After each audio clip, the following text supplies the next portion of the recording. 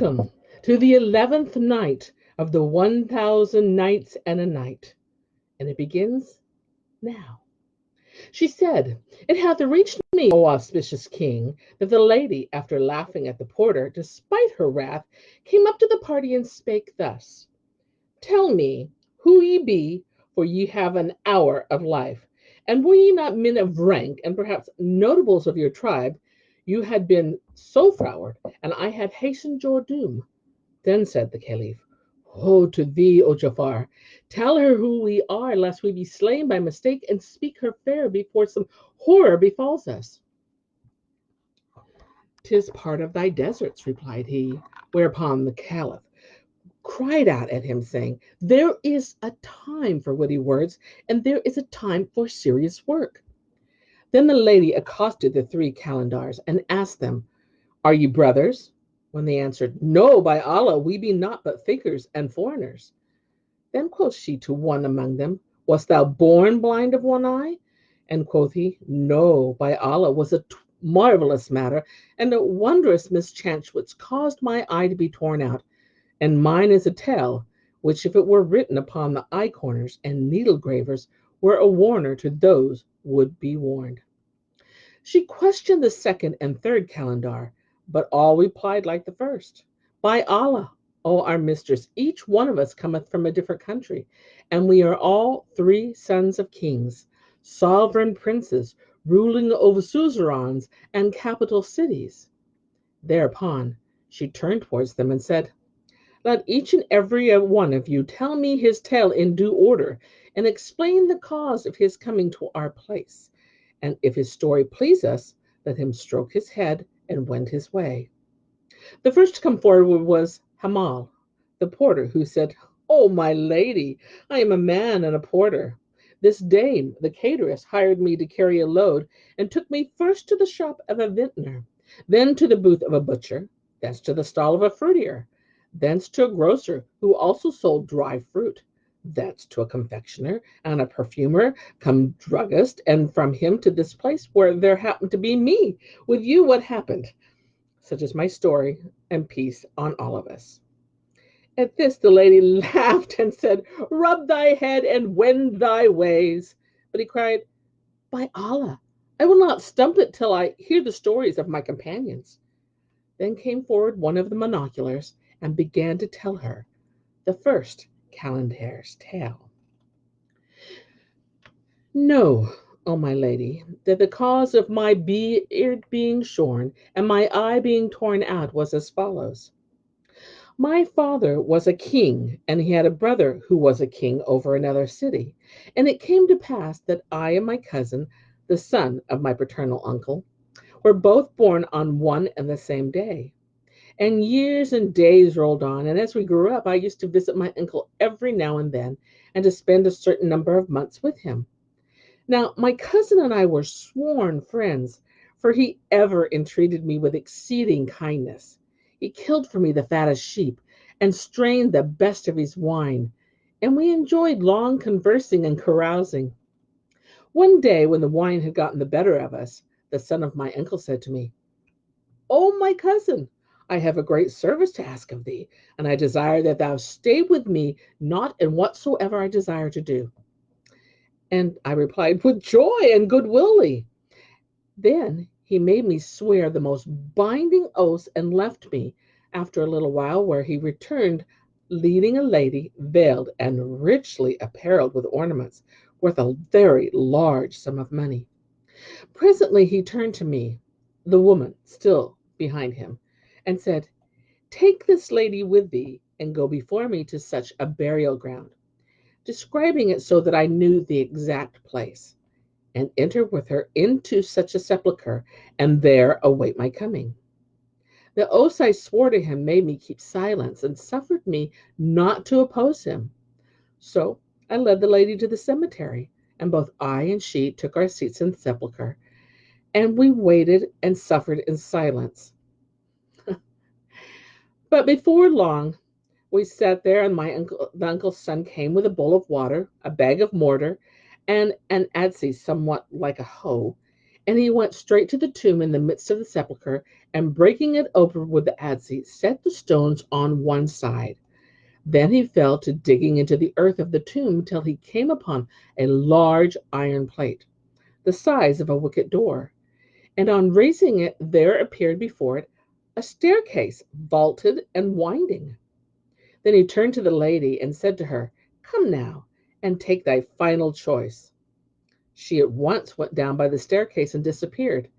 Then quoth he to me, "O son of my uncle, by way of completing thy kindness, when I shall have descended into this place, restore the trap door to where it was, and heap back the earth upon it as it lay before. And then of thy goodness, mix this unslaked lime which is in the bag with this water, which is in the bowl, and after building up the stones, plaster the outside, that none looking upon it shall say, this is a new opening in an old tomb. For a whole year have I worked at this place, whereof none knoweth but Allah, and this is the need I have of thee." Presently adding, "May Allah never bereave thy friends of thee, nor make them desolate by thine absence, O son of my uncle, O my dear cousin." And he went down the stairs and disappeared forever. When he was lost to sight, I replaced the iron plate and did all his bidding till the tomb became as it was before, and I worked almost unconsciously, for my head was heated with wine. Returning to the palace of my uncle, I was told that he had gone forth a sporting and hunting. So I slept that day without seeing him. And when the morning dawned, I remembered the scenes of the past evening and what happened between me and my cousin. And I repented of having obeyed him. With penance was of no avail. I still thought, however, that it was a dream. So I fell to asking for the son of my uncle, but there was none to answer me concerning him. And I went out to the graveyard and the sepulchres, and I sought for the tomb under which he was, but I could not find it. And I ceased not wandering about from sepulchre to sepulchre and tomb to tomb, all without success till night set in. So I returned to the city, yet I could not eat nor drink, my thoughts being engrossed with my cousin, for that I knew not what was become of him. I grieved with exceeding grief, and passed away another sorrowful night, watching until the morning.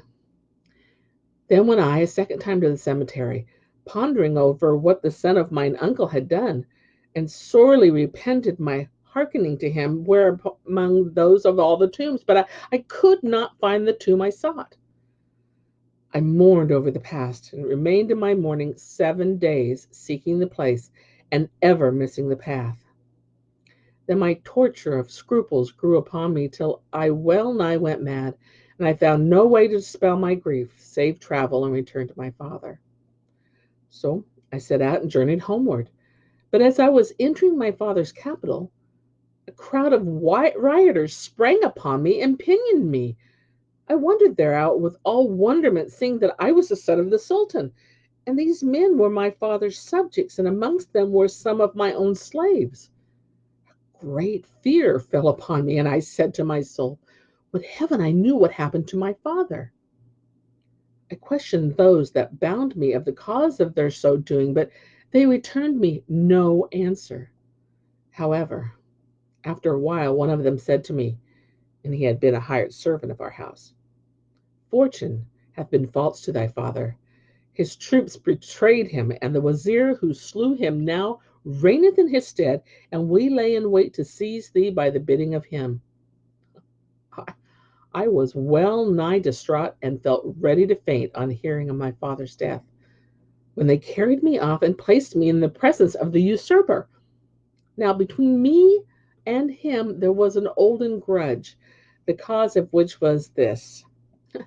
I was fond of shooting on the terrace roof of the palace, that a bird lighted on the top of the wazir's house when he happened to be there.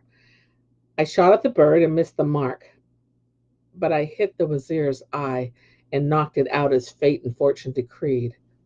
Even so, the poet said, "We tread the path where fate hath led. The path fate writ we fain must tread, and man in one land doomed to die, death nowhere else shall do him dead." And on likewise saith, let fortune have her wanton way, take heart and all her words obey, nor joy nor mourning at anything, for all things pass and no things stay. Now, when I knocked out the wazir's eye, he could not say a single word, for my father was king of the city, but he hated me ever after, and dire was the grudge that caused between us twain. So when I was set before him, hand-bound and pinioned, he straightway gave orders to have me beheaded. I asked, for what crime wilt thou put me to death? Whereupon he answered, what crime is greater than this? Pointing the while to the place where his eye had been. Quoth I, this, this I did by accident, not of malice. And quoth he, if thou didst by accident, I will do the like by thee with intention. Then cried he, bring him forward. And they brought me up to him, when he thrust his finger into my left eye and gouged it out, whereupon I became one-eyed, as you see me now. Then he bade bind me hand and foot, and put me into a chest, and said to the sworder, take charge of this fellow, and go off with him to the wastelands about the city. Then draw thy scimitar and slay him, and leave him to feed the beasts and the birds. So the headsman fared forth with me. When he was in the midst of the desert, he took me out of the chest, I with both hands pinioned and both feet fettered, and was about to bandage my eyes before striking me off of my head. But I wept with exceeding weeping until I made him weep with me. And looking at him, I began to recite these couplets. I deemed you coat of mail that should withstand your proved foreman's brand, the foe's shaft, and I hoped your aidance in mine every chance through fail my left to aid my dexter hand. And if you stand and hear the railers give wild rain that shafts on me as the gibber band, but and ye will not guard me from my foes, stand clear and scour neither these nor those. And I also quoted, I deem my brother mail of strongest steel, and so they were from the foes to fend my dart. I deemed their arrows surest of their aim, and so they were when aiming at my heart. When the headsman heard my lines, he had been sworder to my sire, and he owed me a debt of gratitude. He cried, oh, my lord, what can I do, being but a slave under orders? Presently adding, fly for thy life, and never more return to this land, or they will slay thee, and slay me with thee, even as the poet said. Take thy life, and fly wherean's evil threat. Let the ruined house tell its owner's fate. New land for the old thou shalt seek and find, but to find new land thou must not await. Strange that men should sit in the stead of shame, when all his world is so wide and great, and trust not others in matter grave. Life itself must act for a life beset, ne'er would prowl the lion with maned neck. Did he reckon on or aid of the other's wreck? Hardly believing in my escape, I kissed his hand, and thought the loss of my eye a light matter in consideration of my escaping from being slain. I arrived at my uncle's capital, and going into him, told him of what had befallen my father and myself. Whereat he wept with sore weeping, and he said, verily, thou hast added grief to my grief and woe to my woe, for thy cousin hath been missing these many days. I wot not what happened to him, and none can give me news of him. And he wept until he fainted. I sorrowed and consoled with him, and he would not.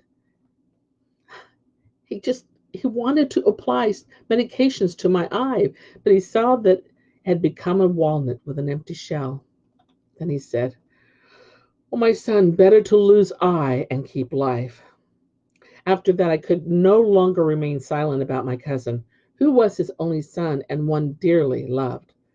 So I told him all that had happened. He rejoiced with extreme joyance to hear news of his son, and he said, come now, show me the tomb. But I replied, by Allah, oh, my uncle, I know not its place, though I sought it carefully full many times, yet could not find the site. However, I and my uncle went to the graveyard and looked right and left, till at last I recognized the tomb, and we rejoiced with exceeding joy. We entered the sepulchre and loosened the earth about the grave. Then, upraising the trap door, descended some 50 steps till we came to the foot of the staircase, when lo, we were stopped by a blinding smoke. Thereupon said my uncle, "That saying whose sayers shall never come to shame. There is no majesty and there is no might save in Allah, the glorious and the great." And we advanced till we suddenly came upon a saloon whose floor was strewed with flour and grain and provisions and all manner of necessities, and in the midst of it stood a canopy sheltering a couch. Thereupon my uncle went up to the couch, and inspecting it, he found his son and the lady who had gone down with it into the tomb, lying in each other's embrace, but the twain had become black as charred wood. It was as if they had been cast into a pit of fire. When my uncle saw this spectacle, he spat in his son's face and said, "Thou hast thy deserts, O thou hog! This is thy judgment in the transitory world, and yet remaineth the judgment in the world to come, a durer and a more enduring."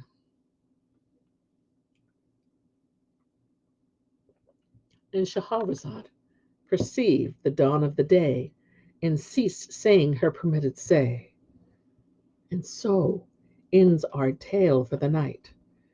Until the morrow.